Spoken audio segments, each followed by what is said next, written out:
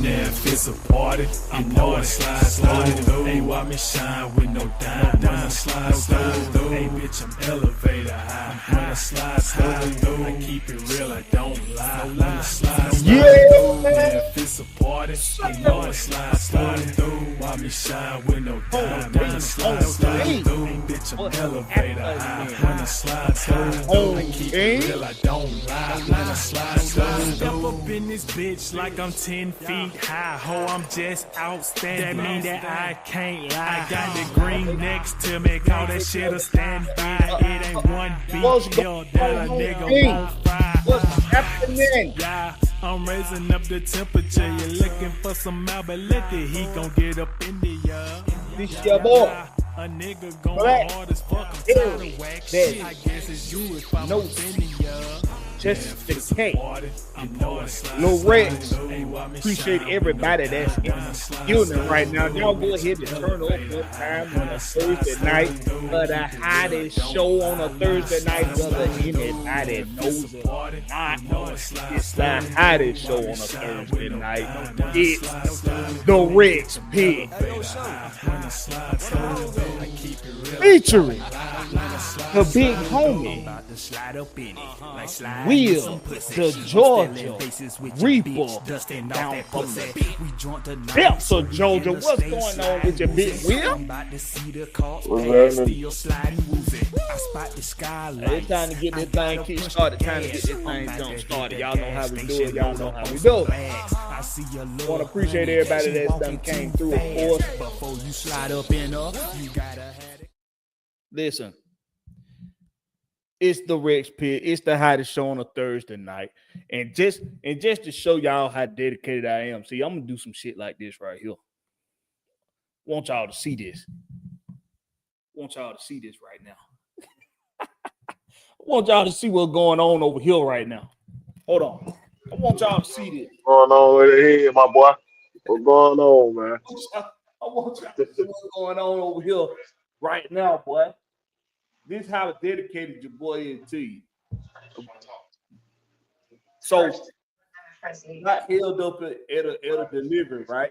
Off in Mableton, off Full Industrial. Let's go. Got held up at a delivery. Was supposed to be here getting my hair done, all that good stuff. I get here, it's about 7 o'clock. We done got JJ's chicken. You know, we got that crack chicken. So my wife, she was like, I sure know would like some good shit, though. That's that good shit. I had to get that crack chicken. So we got that crack chicken, then we came back. It was about 7 o'clock. And I said, shit, boy. Boy, I had a fray in my red line on my hookup on the truck, right? And I know it been there, but it been under the spring. So I said, shit, it's still getting out to the trailer. I ain't gonna fuck with it yet. But I bent the corner too hard, and that motherfucker split. Split right on up. Oh yeah, they kill it. Yeah, no more air. No more air. So I had to wait on my uncle to bring me a tool bag so I could change out my lines. Man, it's pouring down raining, y'all. It's pouring raining. What you throw that waterproof duct tape on it? So you got a new line in there. I put the duct tape on, but the spring had dry rotted up underneath the coupling. Oh, gotcha. Okay. So I couldn't get the spring to come down so I could duct tape it properly. So I had to change the line now. So but it's pouring raining. By the time I'm done getting that done, I'm trying to get to the crib. It's traffic everywhere in Atlanta. Y'all know how it is. My wife, last minute on the way to the crib, she say, I sure will love some of that cracked chicken from JJ. So you had to pop off in that thing soaking wet, bro? I had to pop off in JJ, bro. I had to go off in JJ, bro. So I get here to the crib. I'm thinking I'm like, Jesus, just give me about an hour, right? Nope. Clearly, I needed more than an hour. Clearly. But I got that crack chicken, y'all. Got that crack chicken. Don't be showing that shit on screen, man. God damn, you ain't saying no plate. God damn. I got that crack chicken, y'all. Hey, I got that deep fried. I got that deep fried macaroni and cheese, y'all. Hey man, we got a good show for y'all tonight, man. Y'all don't mind me snacking because I'm gonna do some snacking. We got a good show for you tonight because it's the OTAs first week about to wrap up. Tomorrow, their last day of OTAs for week 1. Then I think they go back like June 7th or something like that, Will? Say what? What's the next OTA schedule? They go back June 7th or June 2nd or Oh something no, like let me check on it. I'll check on it. Hold that? Okay. So we wrapping up. We're wrapping up the first week of OTAs. A lot of people done had an opportunity to see some of these guys at work this week. And I want to know who y'all impressed with right now in the OTAs. Is there anybody that done stood out? Are you impressed with some interviews that you're hearing from some of these young guys? Maybe some of these veterans that's been here, that maybe they stepping up into a leadership role. I want to know what y'all think about this first week of OTAs.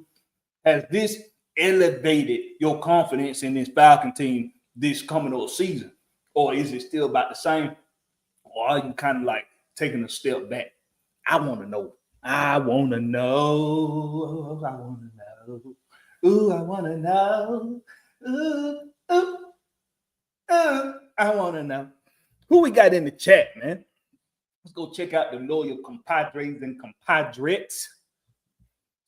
A1 sauce. I'm so boss. What's up with your A1? How you say that? A1 sauce. That A1 sauce. That my boy. That Larry. Nothing else. Just Larry. Nothing else. Nothing else. Don't let them catch you saying nothing else. Don't ask them the government. Don't ask them the nickname. Don't ask them none of that. It's just Larry. Then that's all it is. Jonte Rozier in the building. What's up with your Jonte Rozier? We got really 1090 in the building. What's going on with your really 1090?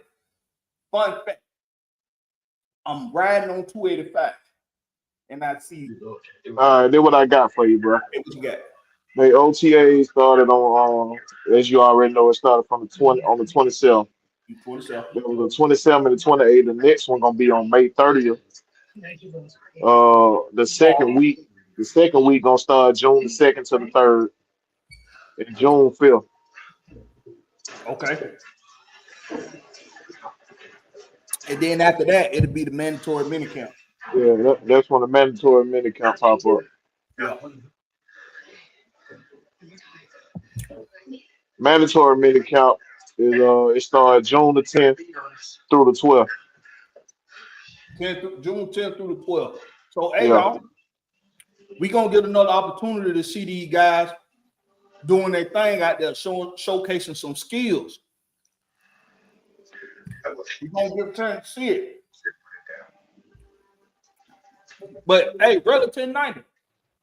I thought about Relative 90 right around 285. I seen a billboard, and it was a legal billboard for, when people get in accidents with truck drivers. When we see those, we try to tear them down every time we see them. But it said, really to go. And I think it was a misspell, but it said, really to go. And I thought about really 1090 today. Got Georgia, Texas boy in the building. What's up with your Georgia, Texas boy? Currently not of Georgia or Texas. That ain't none of y'all motherfuckers. None of y'all business. What's happening, everybody? Everybody, what's happening? What's happening? Got Southside 12 in the house. What's up with your Southside? William Amy, he done came through. What's up with you, William Amy? Got King Richie in the house. In the house. Got Bernard Cantrell in the building. What's up with your Bernard Cantrell? Well, we got all the usual suspects in the house. Got Michael in the building. He say Black got that fire. Ooh. It warmed my heart when you say such nice things to me. We got Prince KL89 in the building. What's up with you, Prince KL89? got Dre Murphy, the one and only Dre Murphy in the house. Hey, y'all, Dre Murphy, y'all want some lessons on how to spit some game? Y'all hit up my boy. Hit up my boy Dre Murphy. He like Melo. He don't miss. Hit my boy up. Hit my boy up. Got Philip Crawford in the building. What's up with you, Philip Crawford? Appreciate you coming through, man. Got Price M King 64. He sound like an OG in the game. What's up with your Price? Appreciate you coming through. Got Millie Mills in the house. Millie Mills say, home team, what's up with it? What's going on with you, Millie Mills? And then William Amy, the hardest working man in Savannah, Georgia. What's going on with you, William? One thing you'll never find William without, and that's a motherfucking job. He's just like a Jamaican. What's going on with you, William Amy? Hey, we got a real good show for y'all. So, disclaimer. I got the cracked chicken tonight. Yeah, y'all got to forgive that man for being disrespectful in and all in our faces. I'm finna be real disrespectful tonight. I'm finna be smacking like a motherfucker. I done had a long day. Okay. My wife mad at me because I'm doing a show. She didn't want me to do a show. She said, you need to go to bed. You got to go to work later on tonight. I said, fuck all that noise. I got the cracked chicken. I got the chat. We ready to go. It's the Red Pit. It's Thursday night. We gonna do the damn thing. Big Will. What's happening? Do you know that when he left Tampa Bay the first time, he went to Kansas to be their defensive coordinator for Kansas, right? Who we talking about? Raheem Morris. Okay, yeah, okay. During that 1 year with Kansas, his defense played a hand in them upsetting a Texas Longhorns team that consisted of Jamal Charles and Jermichael Finley. Barely. What's that? That same year, Tampa Bay's defense fell to 19th in the league. When year previous, they were one of the top defenses in the league. They go get Raheem Morris back from Kansas and give him a defensive back coach position. It's a promotion from what he was when he was there the first stint, where he was just like a quality control coach for the defense, something like that. And they was the top defense in football that year. Did you know that? No, man, I didn't know they were top defense, but I know this man no defense, dog.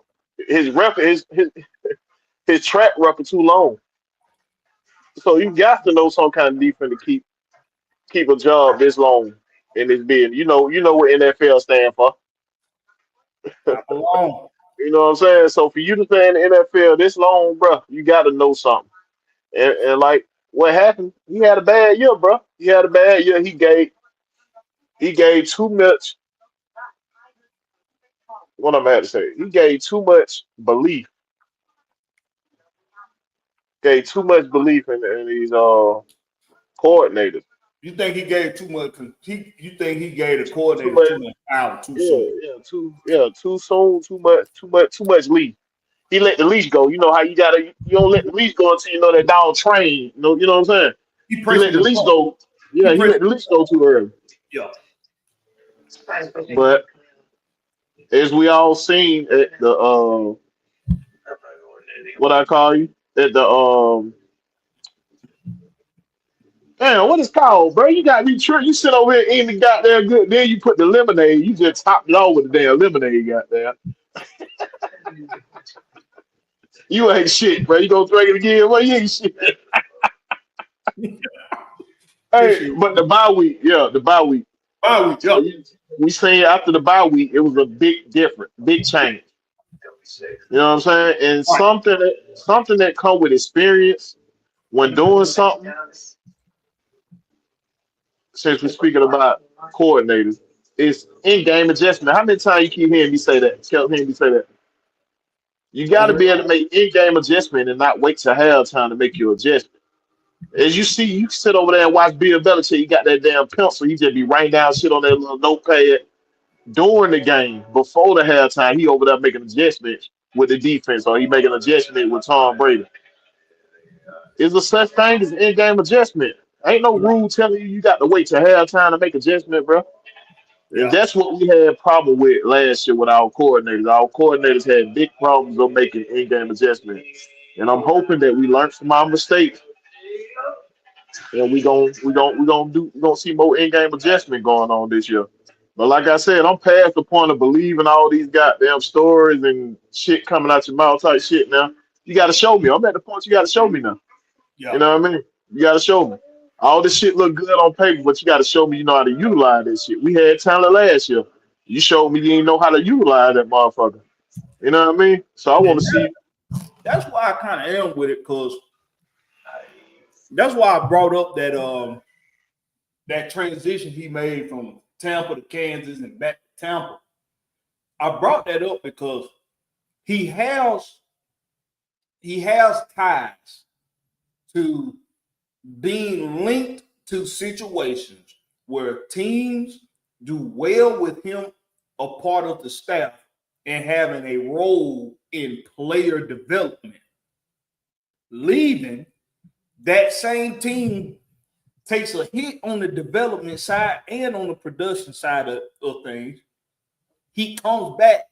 He knows how to galvanize them in a way, or in this particular instance in Tampa, the defensive back group, excuse me, who we all know was a really good defensive back group then.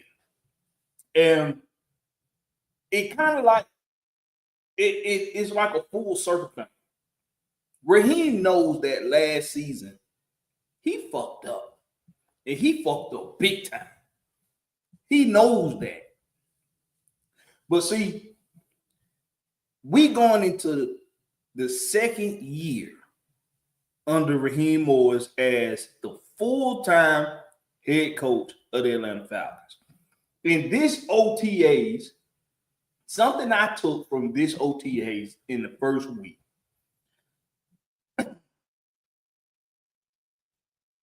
Caden Ellis, he said something during his on-field interview. I think that was yesterday or maybe the day before. And he said the difference between last season and this upcoming season is last season he was expected to be a master of all trades. He was all over the place. He was all over. They had him all over the field doing all sorts of assignments, while most of the rest of his defensive comrades, they only had one assignment to do or two assignments to do. He had a lot to do. Something we've been saying about Caden Ellis is that the whole reason why he's here is because of his ability to attack the quarterback, his ability to pass rush. That's the whole reason why he's here. So when I heard him say this year he's going to be able to hone in, and I'm paraphrasing, but he used the word hone in on his talents that he's really good at, which we know is pass rush. You say Jonte Rozier say that? Kevin giving New York. Hold on, let me see what Jonte Rozier said. What is that? What it? Y'all not gonna rant about Kirk not being. See, look, bro. The media want us to talk about that shit. This is voluntary count. He's a backup quarterback, and he's been there. He's been there all all the all season stuff, bro. But he wasn't at this. It's all right, bro. I know why he asked that though, Will. Yeah, I know why he asked that. And you ain't got to worry about that, Jonathan Roselle. We could give a fuck about Kirk Cousins not being that damn voluntary week 1 OTA. Hold on, why he asked that, Blakberry? Because a certain other guy named Mad Mike went on a rant about it. Okay, gotcha. He's so mad and he's so pissed off that Kirk Cousins isn't at OTAs. Oh my gosh, somebody give him a baby wipe already. Good.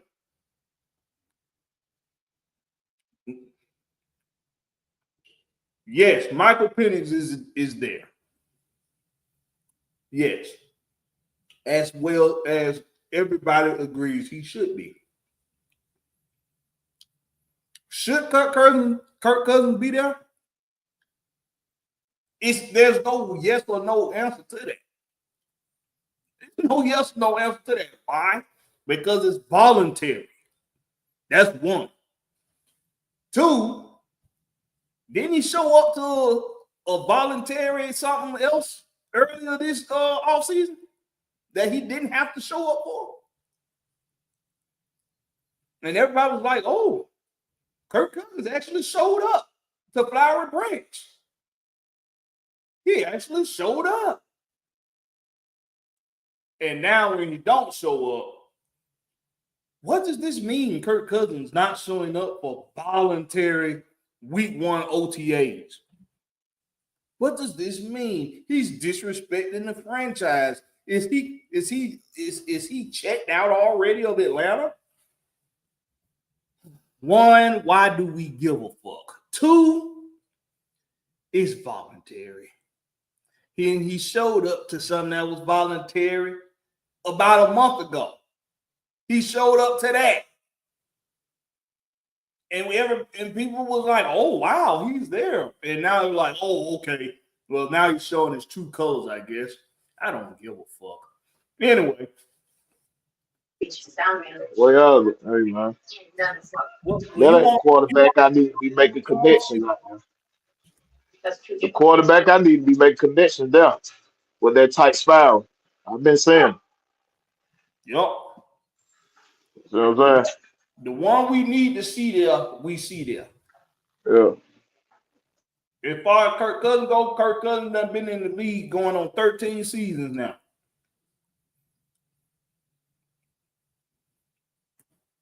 He's going to be the highest paid backup on the field. By the grace of God, we won't even need him to step his ass on the damn field. If he ain't part of some trade or something like that, you know, before the trade deadline. Well, Jonte Pitts was there. He just went on the field. He dealing with a little ankle injury, so he getting treatment on the ankle. Or whatever. On his foot. Got a foot problem, but he at the facility. Yeah, Pitts was there. He was there. With Kyle Pitts it's like Zach Robinson said. Everybody knows Kyle Pitts is a professional football player. He dressed for the occasion when it's time to get spazzy for an event that they having, and he need to make an appearance. He's well dressed. He's well spoken. He show up to work. He worked hard. Ain't nobody never questioned that about Kyle Pitts. We know Kyle Pitts gonna do what he's supposed to do when it comes to being a professional. But like that Robinson said, it's about him getting that consistency with being prepared for game day, knowing the game plan, knowing what to do in situations, and in Zach Robinson's words, hold on, let me remember because I know exactly what he said. It's about him playing fast. Those are Zach Robinson's words. It's about him playing fast. So he does everything else right. But with him, we know in OTAs, we know he gonna show up. He gonna be a good teammate. He gonna speak well in front of the cameras. We know he gonna represent the Falcons well. But on game day, in the words of Zach Robinson, it's about him playing fast. So when he get the consistency of playing fast, we gonna see a Kyle Pitts playing like goddamn what's the motherfucker Nicolas Cage played with his skull be on fire? The Marvel character. Who that is? Oh yeah, damn, what is that? What that motherfucker name is? Ghost Rider. Ghost Rider. Yeah. Kyle Pitts gonna be Ghost Rider out there, y'all. I guarantee it. It's about getting that consistency with playing fast. What it's about. We got Kristen Lewis, one of the ladybirds of AFN in the house. What's up with you, Kristen? Christian, Valen. Kristen, you better not start telling Dre Murphy what you Kristen. Dre Murphy. You ain't gonna be able to get rid of her. You ain't gonna be able to get rid of her. Gonna be over there fixing the leak on your roof you didn't know you had. You need me to come fix that for you? You need me to come fix that for you, Miss Lewis? Let me stop. Hey, man. What's up with your T-Terry? What's going on with you? Oh, who else that was? 3 Duddy in the house. What's up with you, 3 Duddy? He's saying his opinion, we low-key getting help from that diva A-Rod. Might be digging into some deep conspiracy theories there. What's happening, T-Tier? What's happening? So, I don't know what. See, earlier this week for Fan Speak, we did what are fans expecting out of the Falcons in 2025. But Will, I'm curious.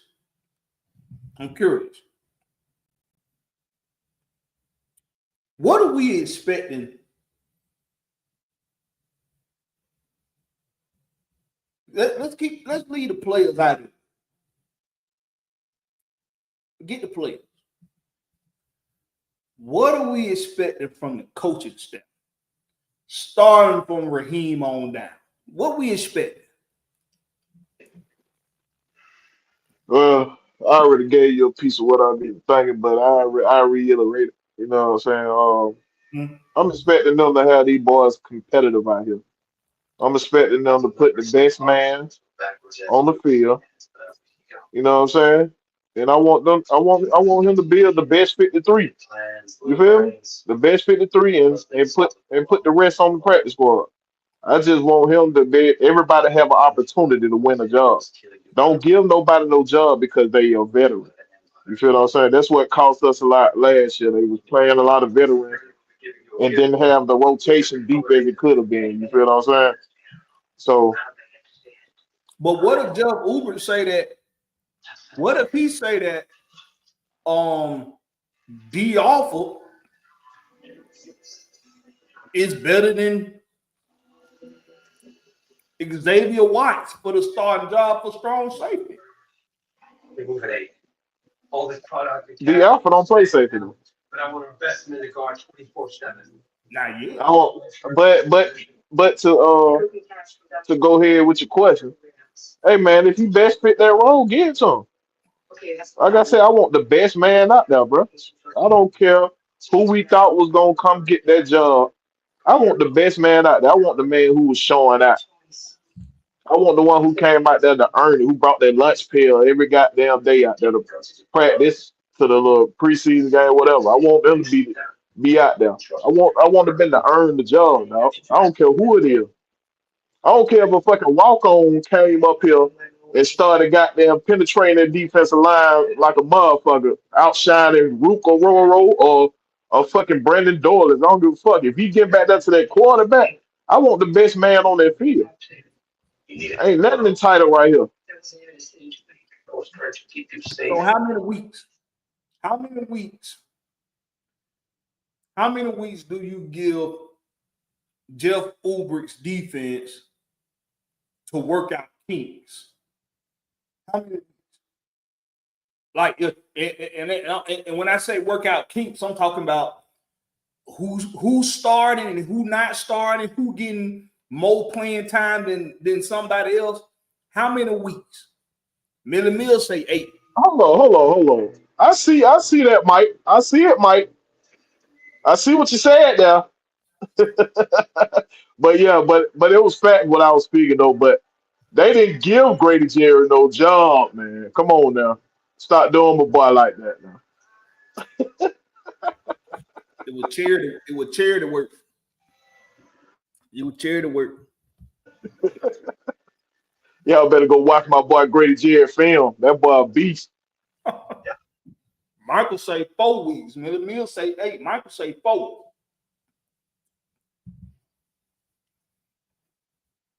Michael got a short leash on that some bit.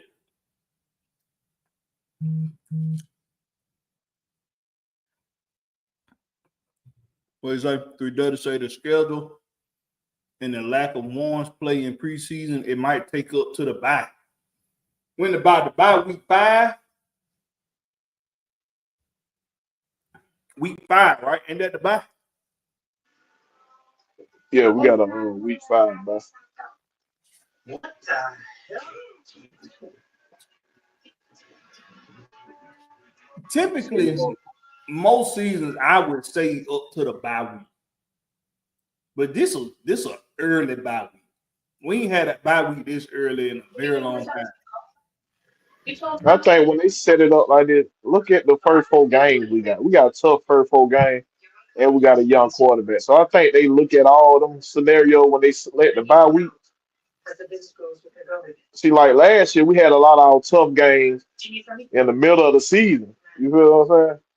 Yeah. We went on long road, and they gave us a late bye week because we had a veteran at quarterback. But I'm just saying, I don't know if it's true or not. I'm just throwing spitballs up there, you know. No, it's definitely something worth talking about. But the reason why I asked how many weeks you give them, 3 say 5 weeks. And the reason why I asked how many weeks you give them is because me and you both know it's some guys, they practice guys. In practice, they be balling. In game day, it's like they forget everything that they fucking did in practice. See, that's what the coaches come in at. You don't just evaluate practice; you got to evaluate game too. The other side of that conversation, what I say to you, you got some that don't do shit at practice but show up at game day. That Right. tell me you're a selfish ass player because I don't know if I can depend on you because we practice is about playing in sync, right? Getting a team in sync. But if you showing me, hey, I'm just coming out here for the spotlight, that means goddamn when it come down to that contract, your ass looking for that high goddamn dollar or your ass up out of here. So it's a measuring. It's a way to measure. You know what I'm saying? You got to show me that you're willing to do what you need to do in practice to show that you're a team player. Because that's what I need. I don't need individual players. I need a team player. That's how you win championship. Troy Anderson, he been talked about heavily this week amongst the fan base. I feel like because I didn't get a chance to hear him talk this week. Has anybody heard Troy Anderson talk this week in front of media? Has he spoke to media this week? I ain't saying it. I haven't seen it. If anybody tell me if they heard Troy Anderson speak yet in front of media. Now, I heard Kate Ellis, he talked about how Larry said nope. I heard K. Nellis say how you got guys that was inside guys and guys that was outside guys this week. So it's safe to say a lot of guys didn't get to interact with one another, and maybe those inside guys, maybe they're not putting them in front of cameras yet. Maybe it's going to alternate this coming up week. He does it. Not one word. I haven't heard anything from Troy Anderson, and when I listen to Uber talk and when I listen to Raheem talk, I done listen to Jared Gray. I done listen to William. I done listen to Ole talk. When I listen to all the defensive coaches speak, I don't hear Troy Anderson's name come up a lot. Hardly at all. And then I haven't heard him speak in front of media yet. It can only mean two things. One, they've already had a discussion with him about his future with the team, and they just haven't made a move yet for him to part ways with the Falcons. Maybe a trade, or maybe him getting cut, something like that. Maybe him getting put on the pup list or something like that. We haven't heard anything of that nature yet. But it also could mean he knows this is a prove-it season. Troy Anderson. He knows this is a prove-it season. We look at Troy Anderson and we think, man, this dude could be the Terminator of fucking linebackers with his size and speed. Well, Terminator went fast. But with his size, his strength, his speed, he could be lethal. Per he stay healthy. He's never not played well. I'm just wondering why we ain't heard nothing from him yet. But what if he's locked in? That's what I'm thinking. What if the coaches got him locked in on their classroom to get his classroom? I mean, his reaction time up with his athleticism. Now I've been saying it to coach and everybody, whoever show I show up on, like this gonna be a proving year for Troy Anderson. Ain't no doubt about it, bro. Mm-hmm. He haven't showed nothing since he been here, but injuries. So he gonna have to show that he's able to stay healthy. You feel what I'm saying? Right. And he gonna have to show them what he learned. You feel me? So he gonna have to be locked in on that classroom. Get that classroom locked in. Man, you 4-4 speed, nigga. You know what I'm saying? You 4-4 speed. Now, if he can get it all working together, bro, he'll be a beast. Be a beast, man. He already tall as hell. Be like that goddamn Brown Urlacher goddamn type of shit. So yeah, he got to show something right now. Now, So we'll see. Right here.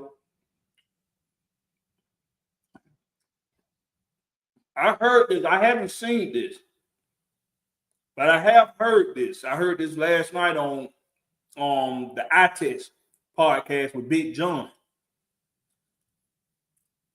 They're saying that it's been word that the Falcons have said that they're going to move D'Angelo Malone to inside linebacker to play like a flex linebacker. Remember when we were talking about that, Will? Yes, sir. Say what?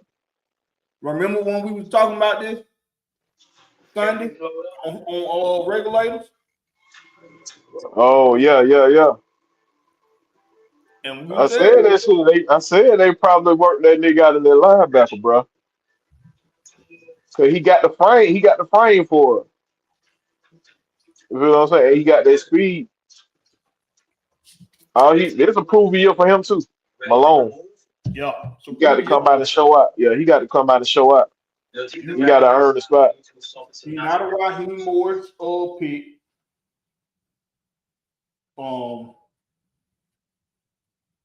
When he did get some opportunities last season, he did make the most of them. Unfortunately, we went and got 2 pass rushers, 2 edge rushers in the first round in this draft, and we went and got a solidified, a solidified veteran in Leonard Floyd. And speaking of Leonard Floyd, okay, he must have skipped the media classes when he was coming out of college, when he was coming out of Georgia. He must have skipped media days because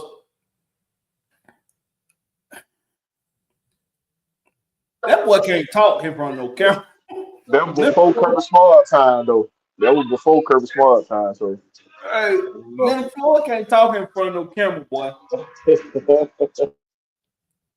can't do it the same life. What I can tell with him is he's figured out how to speak to the media without sounding, like a buffoon, without sounding, dumbfounded or like he don't know what he's talking about. But you can tell he ain't the guy that you send to talk to the media when you done had a bad game and the defense done had a bad game. He ain't the guy you send to talk. He a veteran on his team, but he said it himself. He more of a show by example guy. And so he came out Kirby Smart second year, so he only played 1 year up on the Kirby Smart. So he ain't get that media training like he needed. Leonard Floyd. Yeah, he only played 1 year. Okay. Cause Kirby Smart came to Georgia in 2015. We forget how long Kirby been in Georgia, bro. Yeah, he been there like about 9 years. He been there. This 10, year 10 right here. Years. He been there 10 years. So they make a move.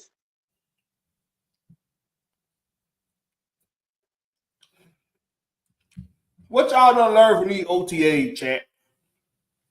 I'm curves, and I'm gonna start smacking on this chicken for a little minute. I'm gonna have some kind of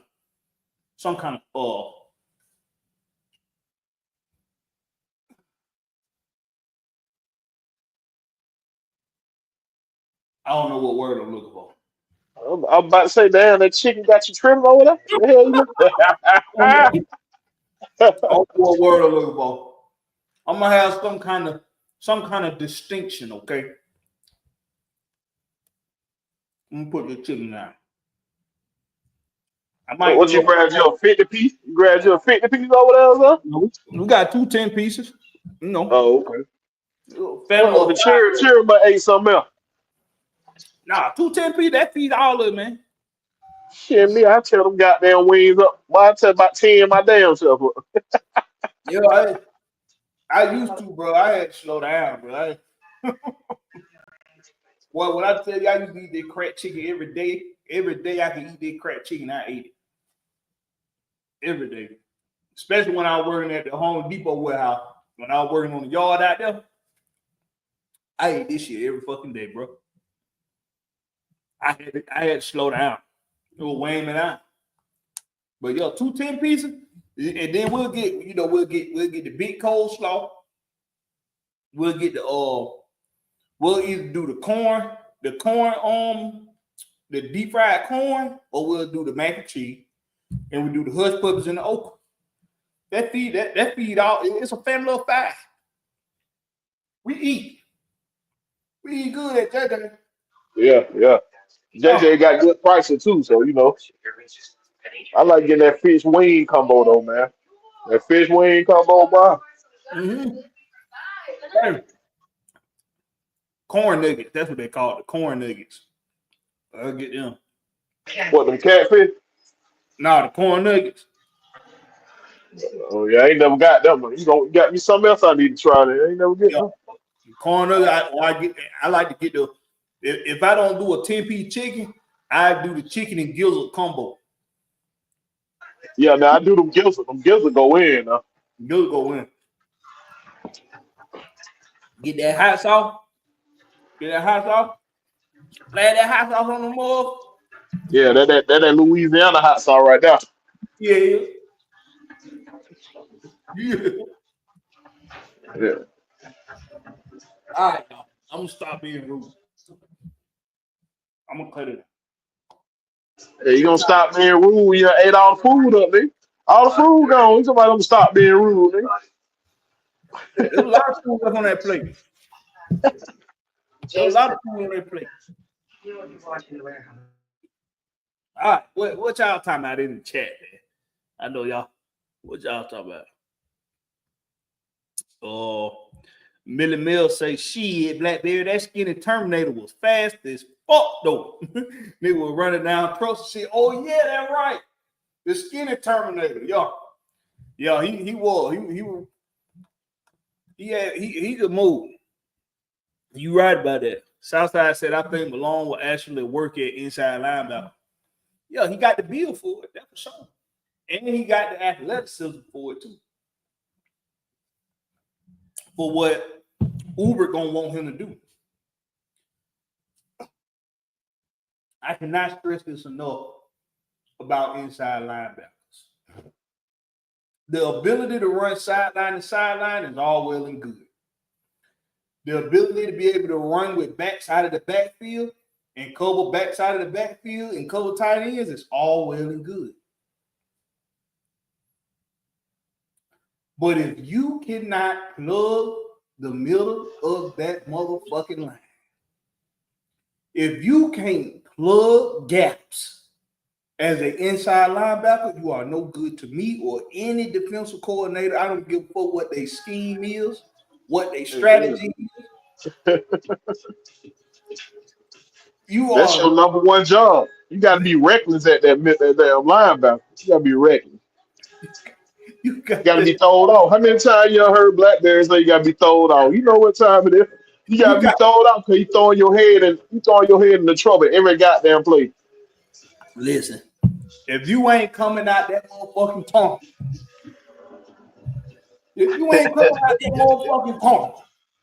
like a man with his head on fire, and you an inside linebacker, you are no good to me or any defensive coordinator. You got to be thrown the fuck off to play linebacker, especially inside linebacker. When I listen to Caden Ellis, this is why Caden Ellis is capable of playing inside linebacker, but he's not an inside linebacker. He's too holy. He's too Holy Ghost. He too.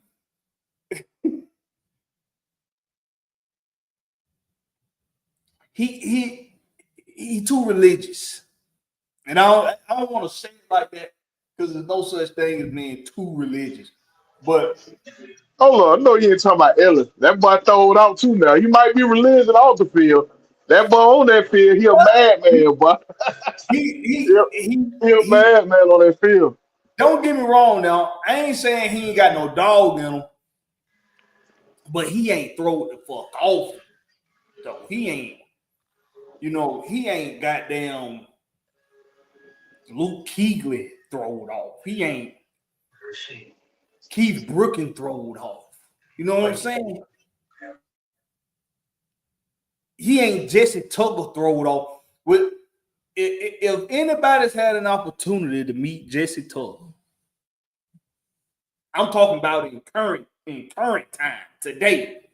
If you haven't had an opportunity to meet Jesse Tucker, I suggest you go to the open practices at the stadium when they have.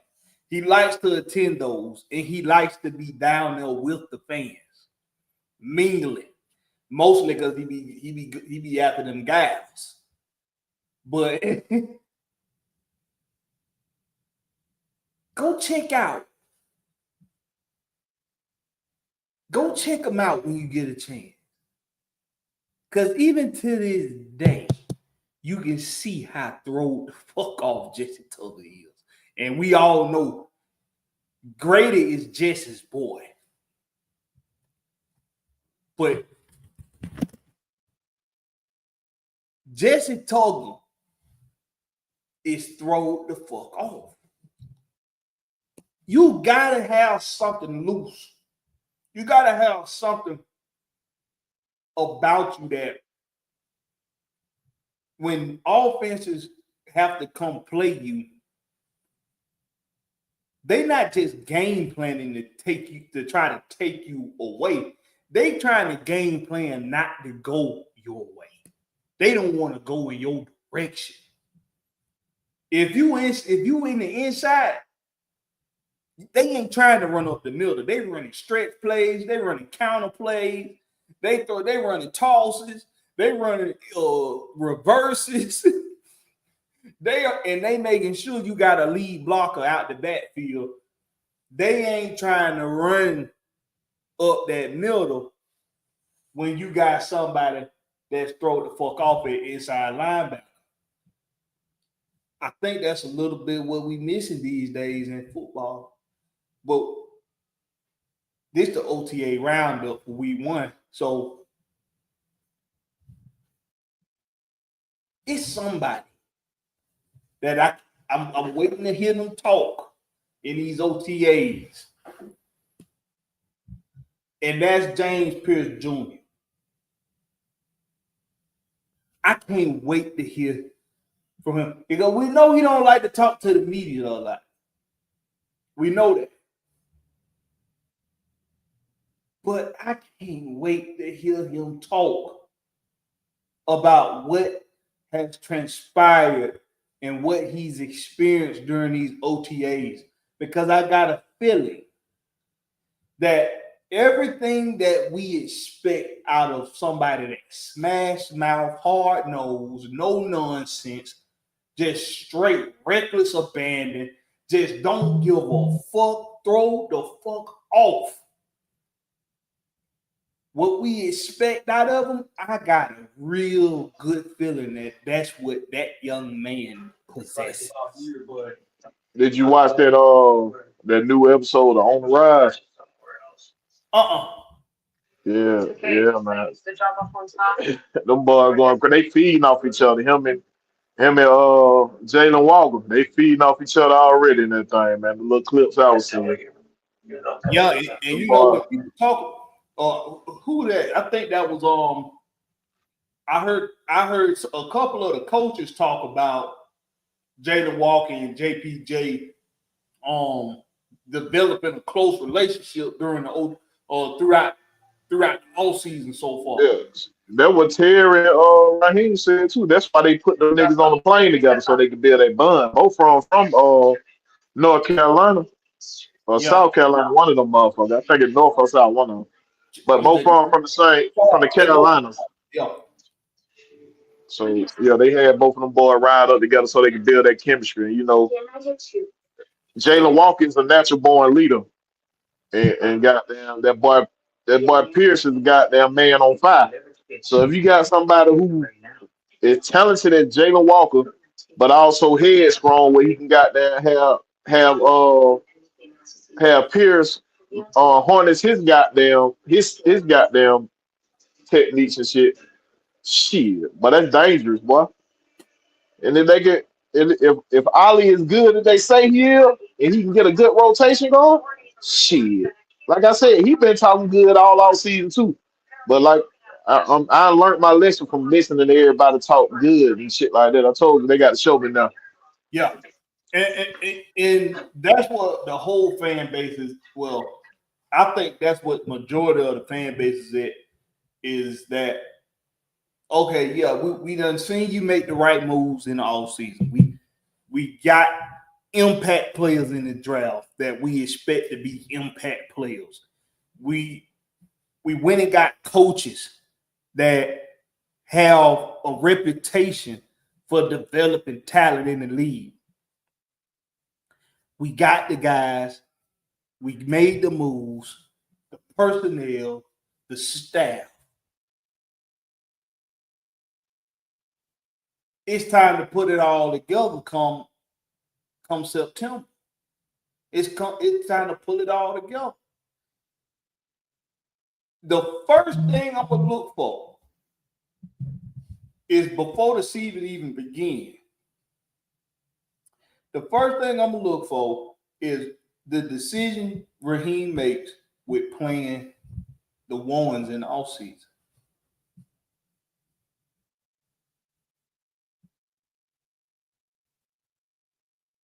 That's the first. That's the first thing I'm looking to see what he decides to do. I never thought not playing your ones was a good decision. It leads to injuries. It leads to chemistry not enough chemistry being developed between these guys. You know, I'm old school minded anyway, bro. I always felt you got there. The best way you get prepared to play football is by playing football. You got to play fucking football, bro. Boy, Deshaun and the thing, what's happening? What's up But with yeah, you? you got what's the one thing football players always say, man? When you play not to get hurt, that's when you always what? That's when you always get hurt, bro. You can't go out here trying to play not to get hurt. You got to come out here and play free. Now see, this how I know this motherfucker JPJ is thrown the fuck off. Cause that motherfucker didn't grow up watching no damn LT. He went back and found film and watched LT to see how he approached the game and how he approached pass rush. That's how I know he throwed off. Because he went looking for other motherfuckers that's throw the fuck off to see how they play so he can mimic or learn himself how he gonna play. He went looking for them, so he went looking for crazy some bitches. Prince said, some bitch. King Reggie said, nah, all of that guy for real. He got a reputation, man, for developing talent, man. And something that's been constant in these OTAs.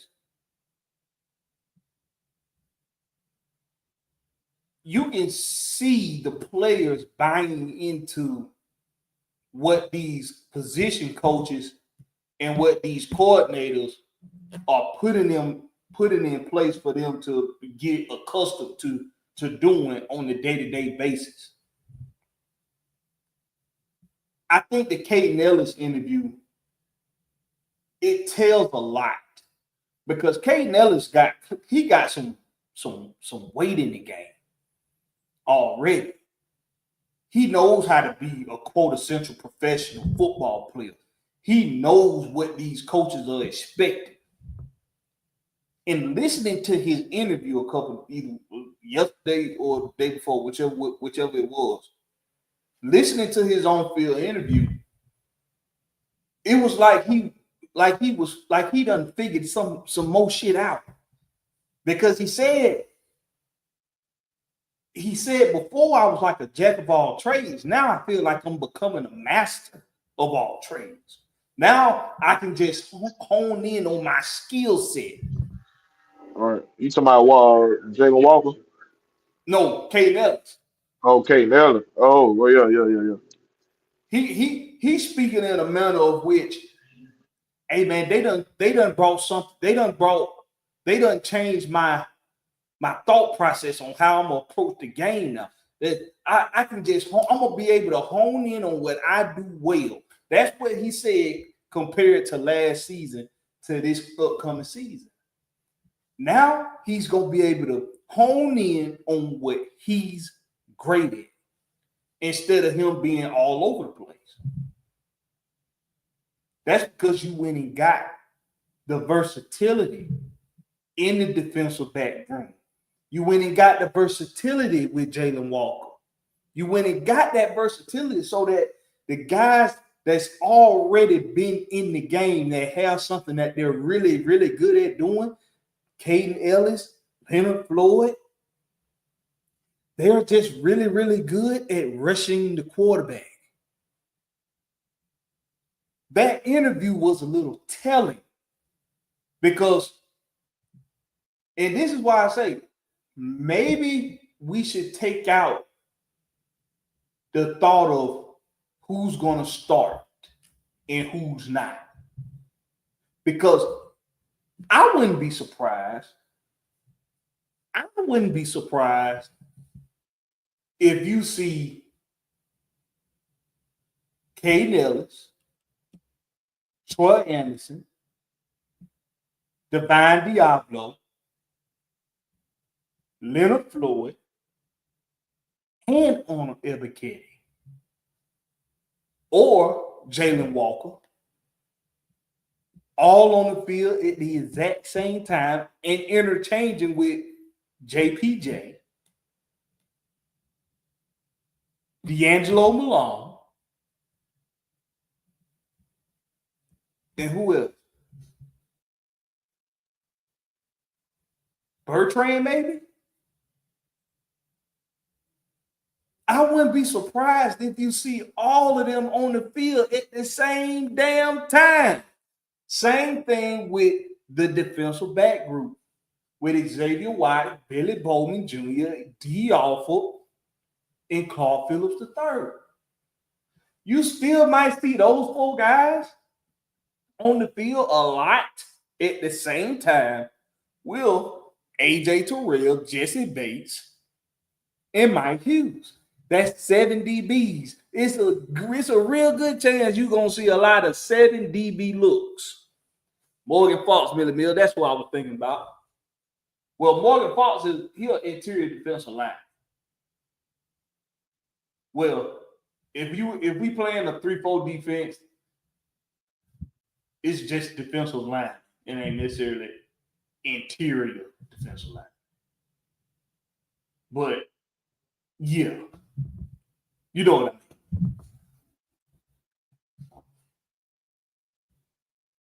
So the versatility on defense is going to help a lot with figuring out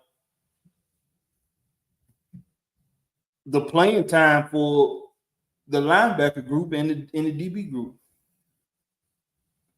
What y'all talking about in the chat, man? Y'all like to get me to talking. Y'all know I love talking some defense. I love talking some defense. I love talking some defense. What is it? It's better be good tell you He sometimes. does it. That's going to impact how we start with the tough starting schedule. Washington, by then, Buffalo, 6, 7, 8 weeks in the season. Raheem may be in trouble at that point. It's coming.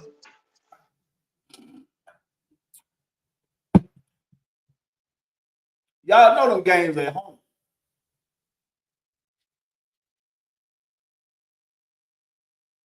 Ain't got to worry about no DC traffic. Ain't got to worry about no DC. I don't know what else. DC just a shithole. But you ain't got to worry about that. You ain't got to worry about going to strenuous Buffalo weather. And it's early in the season anyway, so it still wouldn't have been bad going to Buffalo. But we at home. And we play Buffalo tough, so I'm not worried about Buffalo. We always play a tough game with Buffalo. Now, the season opener against Tampa at home. That to me should tell you that this schedule wasn't meant to be tough for the Falcons. It was meant for the Falcons to showcase why a lot of people think that they're going to be a team to reckon with in 2025. Your opener is at home against the division winner for the last 4 years Your toughest opponent in the South that you swept last year, that opening game with them is at home. We got showed a lot of home team love, y'all. A lot of home field love in this schedule. A lot of home team love in this schedule. You don't got to travel to Washington. Seattle comes to you. LA comes to you. You go to the West Coast twice, but you don't stay out there for another West Coast game the following week like we usually do. Usually we go to the West Coast, play San Fran or somebody, then we'll stay up there to play Seattle or something like, or Arizona or somebody. We go to San Fran, we come back home and play Miami. We go to play Arizona, we come back home to play LA. We don't stay over there to play LA. We come back home. We got show, and then we end the season with 2 home games. We got show some home field love in this draft. I mean, in this schedule. We got show some home field love, y'all. I'm not mad at this schedule now one motherfucking bit. Millie Mill say exactly what I've been saying, Blakberry. Kids these days don't even mention LT. What the fuck JPJ watching him for? This nigga off, he is. That's how I know he fucking throwed off. That's how I know he is. King Richard say our DC developing players, our vets helping players develop. It's a win-win. Absolutely. Absolutely. Southside said, and what I like about our schedule, we have only one cold game, and that's in New York, but even that's in November. Yeah. And we know it get cold in November up in New York, but it's still goddamn football weather. That's how I look at it. But hey, man, y'all get your questions in the chat if you got any questions. We're gonna have tomorrow morning. We're gonna have, and this just a little announcement. We ain't closing it out of that, but tomorrow morning we're gonna have let's be clear. Tomorrow morning, I'm thinking about dropping the link, even though I already did that this week for y'all motherfuckers on Fan Speak. But I'm thinking about dropping the link tomorrow morning, and we can have a little powwow about the last day of the first week of OTAs and do a part 2 roundup of OTAs week 1. After tomorrow, next Tuesday, we're gonna have Fan Speak on Tuesday morning, and Thursday we'll be back here, same place, same time, 8 p.m. Eastern Standard Time for the Rex Pit, and that's going to be the format from here on out. Tuesday mornings, Fan Speak. Thursday nights, the Rex Pit. Friday mornings, let's be clear. Well, we might drop the link from time to time, but we sure enough drop that link. We sure enough drop that link on Fan Speak. You know what I'm saying? Y'all got me wanting to turn up a little bit, thinking about Fan Speak. Y'all got me wanting to turn up a little bit. So when I put this on right here,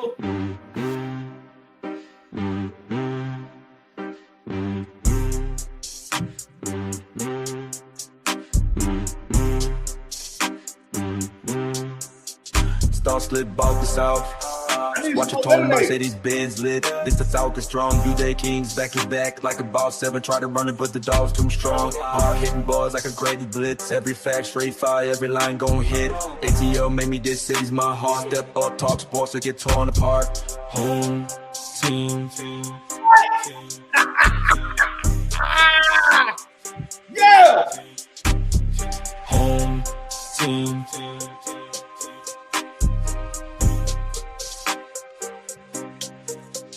Fans just got that chop to the chip with a flex. Hawks in the cut, ice cold like a tag. A-Town legend, I debate with the best. Come weak with the text, get late to rest. Home team.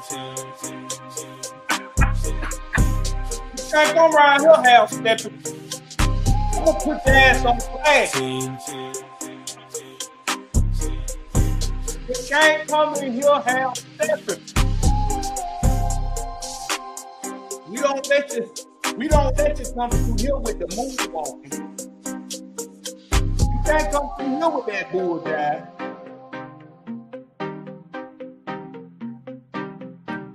Is that you? Home team. Come in here half stepping.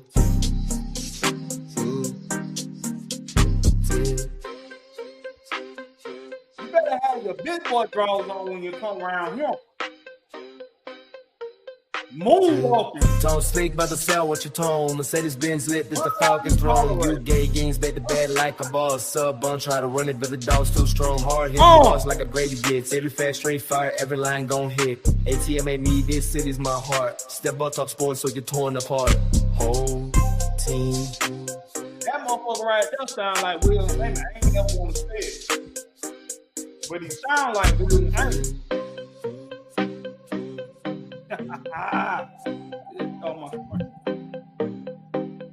Hey man, y'all make sure y'all tuning in. Y'all make sure y'all tuning in on Tuesday mornings for Fan Speak, where we drop the link. The link here. Drop the link here. That's where we drop the link.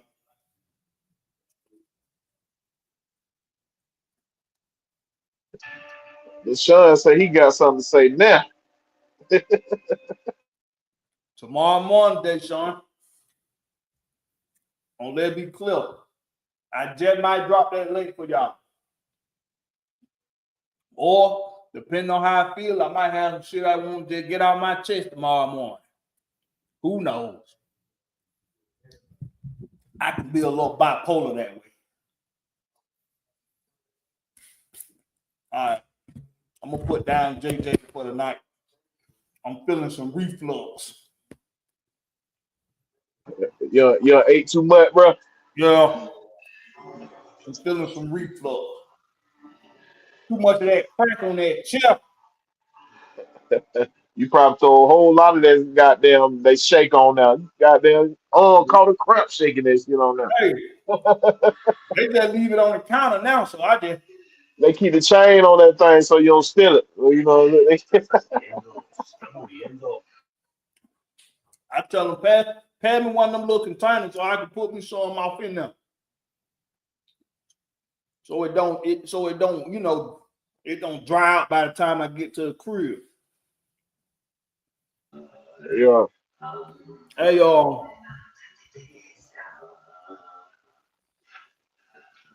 We got hold on, y'all let me see if somebody done ask some questions. I ain't even look to see if y'all done ask some questions.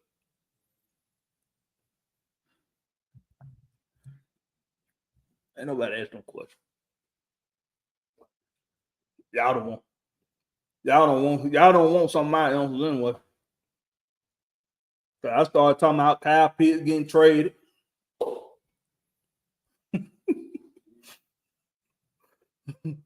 I started talking about Tyler Algier getting traded.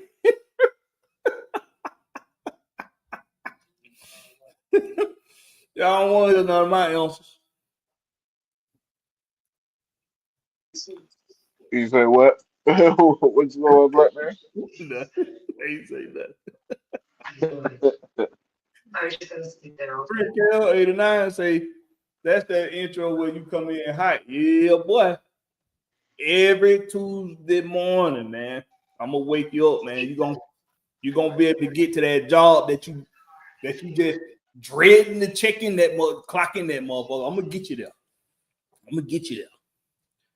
Millie Mills say, to be honest, all I want this year is a playoff spot and Kyle Pitts actually showing the fuck up this year. I just want to see this dude be the mismatch we drafted him for. Woo. Woo. Yeah, man. In the words of Zach Robinson, it's all about him playing fast. He does everything else already. Quintessential professional. Good teammate. Coachable. Student of the game. Represent the team well. Well spoken. He does everything else already. With him, in the words of Zach Robinson, the offensive coordinator for the Atlanta Falcons, it's all about him playing fast. Getting that consistency in playing fast. That's all. That's what it's all about with him. Once he shows us that, hey, I'm locked in now, you're going to see Travis Kelce production. You're going to see George Kittle production. You're going to see it. You're going to see it. Right now, he just Darren Waller with a better head on his shoulders. That's what he is right now. Darren Waller was a beast out there now. Exactly. But people forget because he wasn't consistent. So once he get that last little monkey off his back, Kyle Pitts gonna be all right. But I still trade the shit out that motherfucker. If I can get me a impact already proven interior defensive lineman to go along with this star-studded defensive group we got, I'd trade the shit out that motherfucker. Sure would.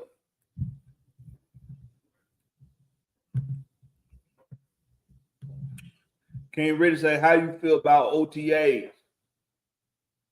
I think OTA week 1 is a success, man, as far as seeing the team building chemistry with one another,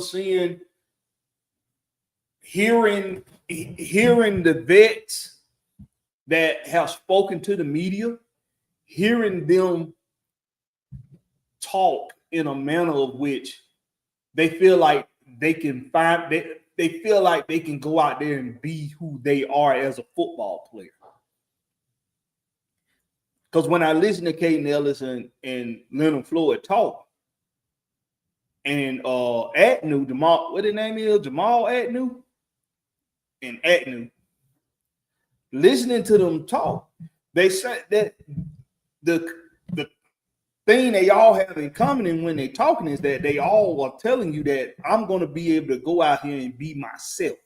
I'm going to be able to go out here and do what I do really well. I'm going to be able to hone in on that. That's what Caden Ellis said. I'm going to be able to hone in on what I do really well. And that's what I take from this first week of OTAs. Next week, I'm interested to see if I'm going to hear any motherfucking words or see a motherfucker named Troy Anderson come out the goddamn thing out. Like, where you at, bro?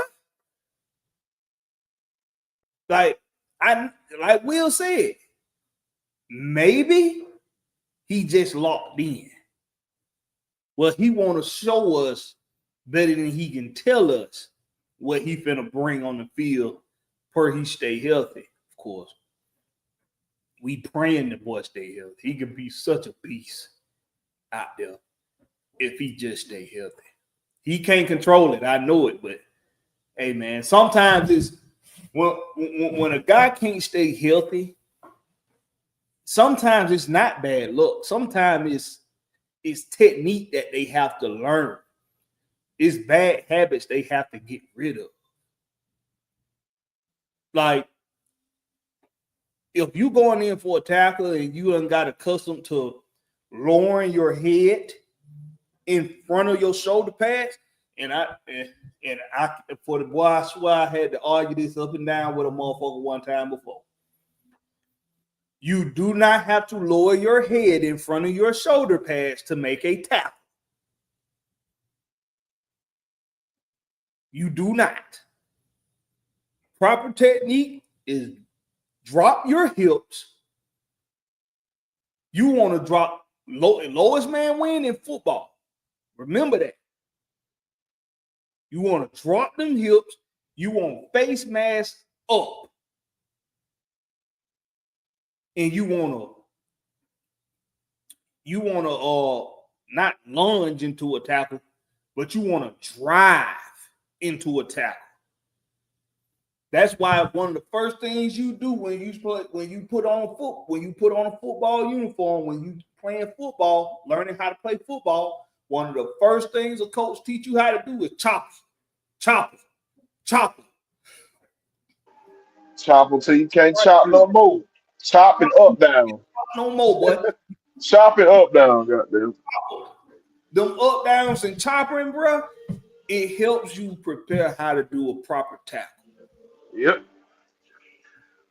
And when you forget these techniques, when you forget these fundamentals, that's when you get hurt. His parents wanted him home. They love him. King Rich said Troy Henderson has a bad habit of throwing his body into his tackles. That's why he stay injured. He got a bad habit of going 100 on special teams. That's why we come out there on the field to play. That nigga be got there. It always a soft tissue injury or some shit with him, bro. So that's when he throw his body in the tackles on special teams. That's when he doing that. Yep. He getting a full steam run, and he out there trying to knock somebody block off. I like it, but you got to have controlled chaos. Yep. If that ain't a goddamn contradicting damn phrase, but you gotta have controlled chaos, man. It's a such thing as having chaos, but controlling when to let it loose. It's a such thing, though. It is. Yeah. That's why they always tell you to watch the quiet when growing up. Cause that nigga controlling that chaos, you got to let that bitch out the box. George Tedboy say, "Your boy better drink some milk." No, these trainers, man. I don't know why we can't get no good trainers here in Atlanta, dog. Teach them how to. That's been your thing. You want to see the training staff. Do you think they should change the training staff, or do you think what you think they ought to do?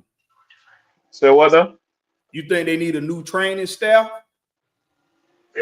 Well, I don't know these new guys they hired in or whatever, but a lot of these trainers don't strengthen their tendons, man. The stuff that keep everything together, to keep the joint together.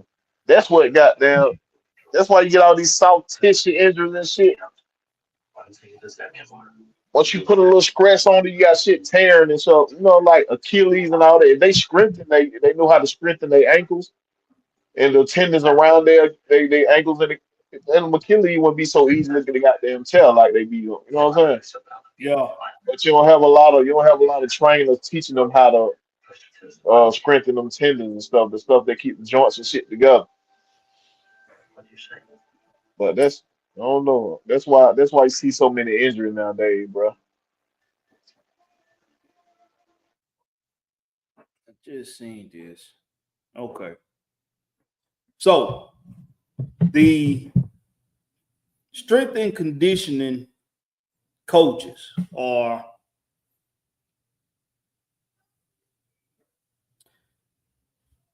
Paul Constantine. He's associate director of strength and conditioning. And the assistant director of strength and conditioning is Eric Jernstrom. Eric Jernstrom, not going to judge him based off his looks, but he give you powder vibes. And Paul Constantine, he give you Swagoo vibes.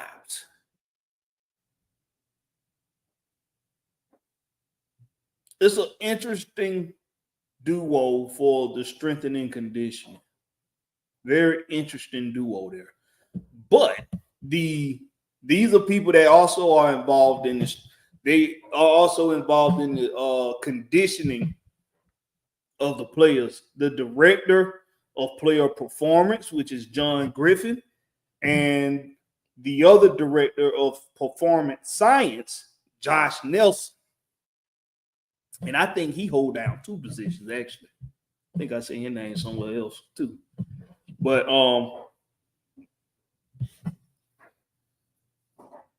there's people to be held accountable, man, for the strengthening and conditioning on the team.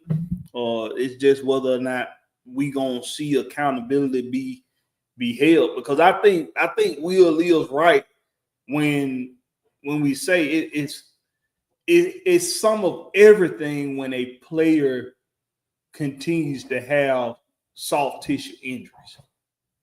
Is they not using proper technique, they're not conditioning well. Knowing that balance between strengthening and conditioning, it's a very, very, very, very thin line that you don't want to. You want to weigh the scales as best as possible when it comes to strengthening and conditioning. I think that's what Nick Chubb downfall was he focused way more on strengthening and not enough on conditioning. And I think that was Nick Chubb's downfall. That's why he had to miss a couple seasons. And come find out, he's still making videos of him squatting a whole bunch of fucking weight. So he ain't learned his damn lesson. Hopefully, he don't get taught another damn lesson. Shit, man. With that being said, man, listen, man. When it all comes down to it, if I missed the question, I apologize. If you don't mind putting it in the comment section of the video once the live ends, I'll get to it when I can. I do like responding to the fans, man, because at the end of the day, I ain't got no damn show if it wasn't for y'all. So put your question down in the comment section. Big Will, you got something for him before we close out? Oh man, y'all already know what it is, man. Will the Georgia Reaper on everything. You know what I'm saying? Kimmy Wednesday night on everything Atlanta Sport, man. If y'all ain't done so already, go to my page, like, share, subscribe. Cause we bring you that shit over here at AFN, man. And whatever AFN got going on, like you see me on my boy show now. I'm gonna be if I got goddamn time, I'm pulling up. Yeah, man. But real quick, Will, what you looking for in OTAs next week? Anything in particular? Nah, because I'm trying to hold my thoughts on OTA because I got happy for OTA last year. It was looking good and shit. So I'm gonna hold my thoughts on that shit. All I'm screaming all season. Competition is the name. You feel me? Competition is the name. And y'all, man, a coach job is to build a team. If anybody wanted to know, he controlled what 53 he put out there, man. So Raheem Morris is a part of this. How much y'all want to keep him not a part of it, dog? So y'all got to stop trying to separate Raheem Morris from the team. He's a part of creating this team, dog. Y'all just got them contradicting yourself and being dummies out here with these statements, my nigga. For real, bro. And all my haters out there, man. I ain't hard to find. Go ahead, close my Blakberry. It's the dumbest fucking shit, bro, that I keep hearing. Raheem Morris is on the same, him and Jeff Ulbrich on the same level. No, they're not. One is the other's boss. Has anybody ever worked in a damn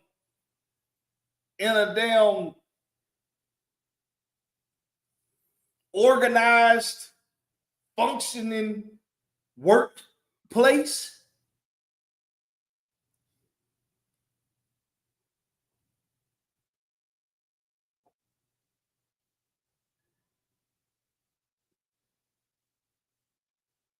Damn, wash machine sound like my damn child screaming. What had me? I was about to go crazy. You got that bitch unleveled in there, huh? Nah, yeah, somebody must have too much, and somebody must have overfilled it or something. But it's I keep hearing that dumbass shit.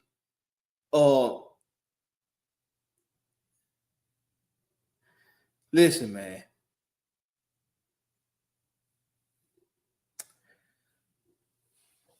If your head coach, okay, all right. Let's just be clear about this whole fucking. It's about all this shit. Your head coach decides who his coaching staff is.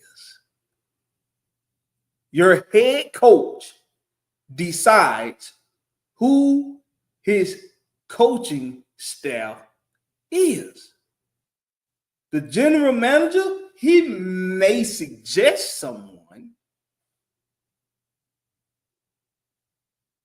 The president may suggest someone. That in your grief. We know the only way they making dumb decisions like that is in Dallas, bro. You ain't never seen nobody in the NFL to get hired to be a coach and can't pick their own fucking staff. Only Jerry Jones does shit like that. Together. Only Jerry Jones does that stupid shit where he decides who the whole coaching staff is. Hey, let me tell y'all something. If Together. the regular way it works, if the general manager is not also the president controls the money. The general manager go pick the talent. The coach construct and picks the 53-man roster. The coaches is a part of developing the team. The president is a part of making the team money and controlling the goddamn books for the money. The GM is control of bringing in talent. The coaches tell them what I need. The GM go out and scout. They run a team of scouts and they go out and get the talent. That's the original way that the shit worked. Now you got some job where the general manager and the president are the same. You know what I'm saying? I'm here. I'm not with this information shit and calling your ass stupid when you disagree with me. I'm not with that shit.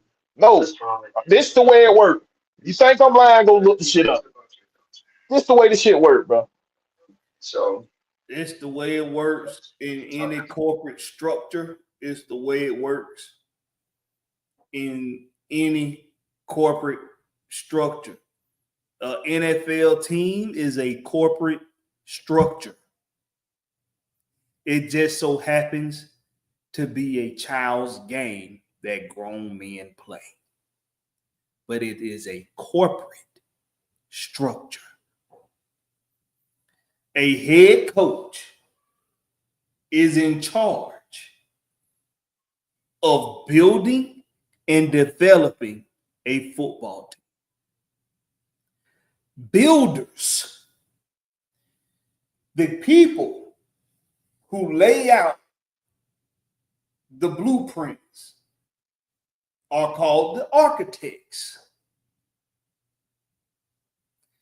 It's their job to design. What we'll just explain to you is that of a president of operations. He's going to design. The people that are in charge of finding the best equipment, the best supplies, are the general managers. They're going to get you the best equipment, the best supplies for the job, and they're going to set you up for success. That is the general manager. Now, it's time for the building to happen.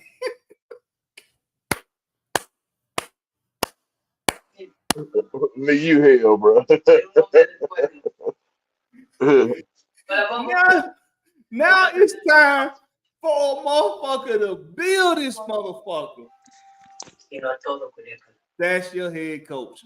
Those are your foremans on the site, your site managers. The site managers is their job to build it. After it's been designed and set up for success, now it's time for you to build it.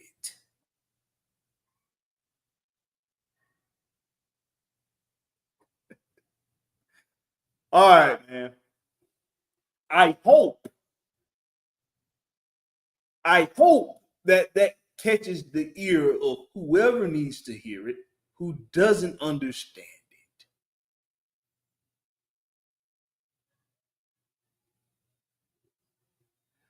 Southside, Southside of motherfucker. Southside hell, boss. All right. Same place, same time next Thursday. Y'all know what it is. 8 p.m. Eastern Standard Time. Appreciate y'all for coming through, man. And I know, hey, man, y'all make sure y'all get in touch with Maggie where they're going to do that meet and greet. Remember, it's going to be a meet and greet, not a red and black event. Y'all going to be in charge of your own purchases and everything. But she is doing a meet and greet for AFN, man. So y'all make sure y'all check with Maggie on that, seeing what the location is. Mm-hmm. It's gonna be BYOB. Unless it's at like a club or something, or I don't know, a lounge or something. Or you might be able to rent out a booth or something if you want to come with your whole crew or something like that. Your crew meet my crew meet your crew type shit. I mean, we gonna see what it's all about, man. But hey, man, y'all make sure y'all stay tuned for that and hit Maggie T up on Atlanta Falcon Nation, or hit her up on Maggie T Productions, and y'all just stay tuned for that, man. This been the Rex Pit. I'm finna go. Y'all know what happened after you had that crack chicken. It's time to go take a trip to the office. I gotta go answer the telephone. So. Talk that porcelain got that.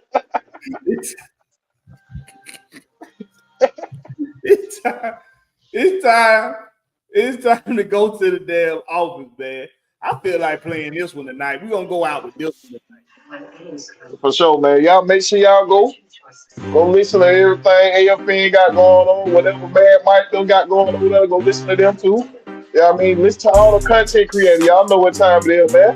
Get the ATL information, man. Get your on the flip side. Watch your tone, Mercedes Benz lit. This the South is strong. They Kings back to back like a boss 7. Try to run it, but the dog's too strong. Hard hitting bars like a Grady blitz. Every fact straight fire, every line gon' hit. ATL made me this city's my heart. Step up, talk sports or get torn apart. Home team.